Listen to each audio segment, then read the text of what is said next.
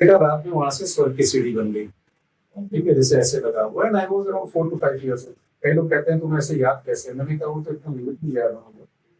तो मैं ऐसे चढ़ रहा हूँ हमारे स्मॉल पे, और मैं ऐसे चढ़ रहा हूँ, दुर्गा जी ऐसे उतर रही हैं और वो अपना देख रहे सब कुछ, और वो मुस्कुरा रही है, लेकिन मैं उनको ध्यान ही नहीं दे रहा हूँ।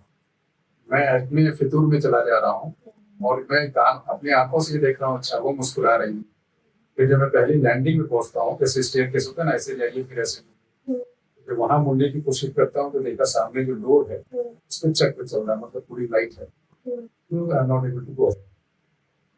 बाद में अब समझ में आया इस लाइफ में कि काफी कुछ कंप्लीशन हो चुका था। बट क्या होता है स्पिरिचुअली में, स्पिरिचुअलिटी में इन द एंड,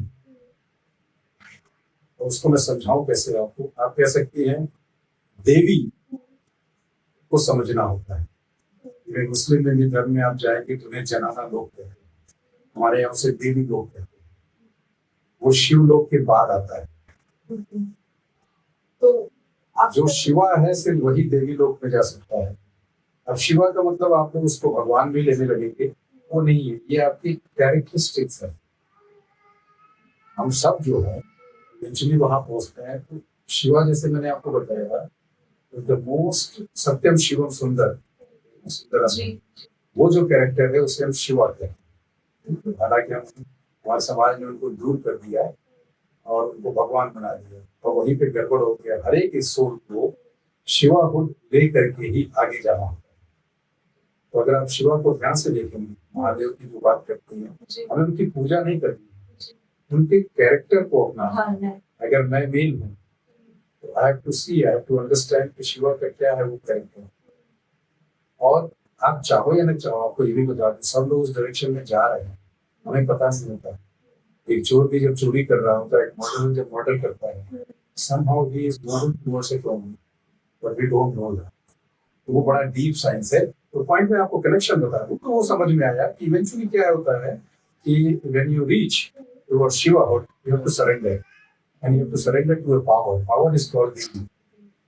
तो इसलिए वो देवी जो मुस्कुरा रही थी, वो समझ में आया कि तुम कहाँ जा रहे हो, बिना उनके वो जो चक्र है वो खुल ही नहीं सकता, जो रोशनी की दुनिया है।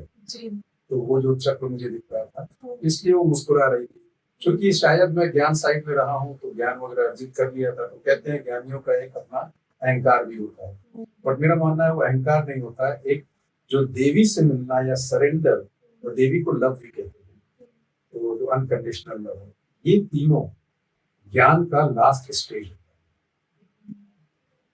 तो that last stage was shown to me then, इसको मैं बाद में रिलेट कर पाया। क्योंकि ज्ञान साइड में क्या होता है, ज्यादातर आपको खुद ही सारा कॉन्टेम्पलेट करके निकालना होता है। जो जूस ऑफ नॉलेज है, you only will contemplate in your mind and reach a particular conclusion. तो उस विजन ने मुझे हेल्प किया बाद में अपने कॉन्टेम्पलेशन में एंटायर थिंग को समझने। So now my life has become a life of surrender. So sir